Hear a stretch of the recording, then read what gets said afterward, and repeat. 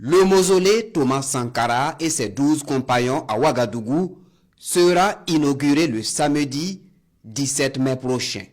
La décision est prise à ce rendez-vous hebdomadaire de l'exécutif burkinabé. L'inauguration de cette première infrastructure d'envergure du site du mémorial Thomas Sankara vise à rendre hommage au père de la révolution d'août 83 et ses 12 compagnons, mais aussi perpétuer l'élan révolutionnaire enclenché le 17 mai 1983. Le choix de la date du 17 mai fait référence à une date historique, celle du 17 mai 1983, la date du déclenchement de la révolution démocratique et populaire suite à l'arrestation de Thomas Sankara, alors Premier ministre du Conseil du Salut du Peuple. L'érection du mausolée vise d'une part à célébrer la mémoire du capitaine Thomas Sankara et celle de ses 12 compagnons, et d'autre part à contribuer à la sauvegarde, à la préservation et à la promotion de l'héritage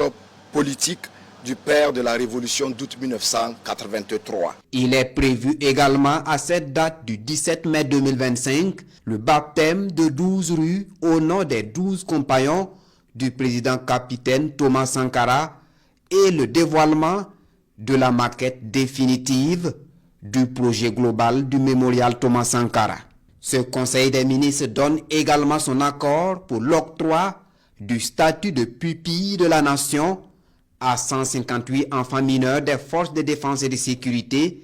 ainsi qu'à des enfants mineurs d'agents publics tombés sur le champ d'honneur ou blessés du fait d'exercices opérationnels dans le cadre de la sécurisation du territoire national. L'octroi du statut de pupille de la nation, conformément aux dispositions de la loi du 10 juin 2022 et de son décret d'application de 19 septembre 2023, permet aux bénéficiaires de la gratuité, bien entendu, des soins de santé et de scolarité,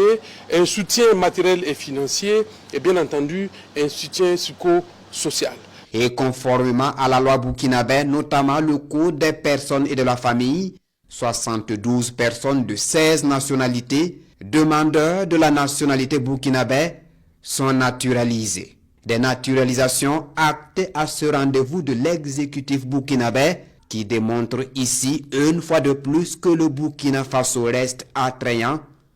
et sa nationalité convoitée.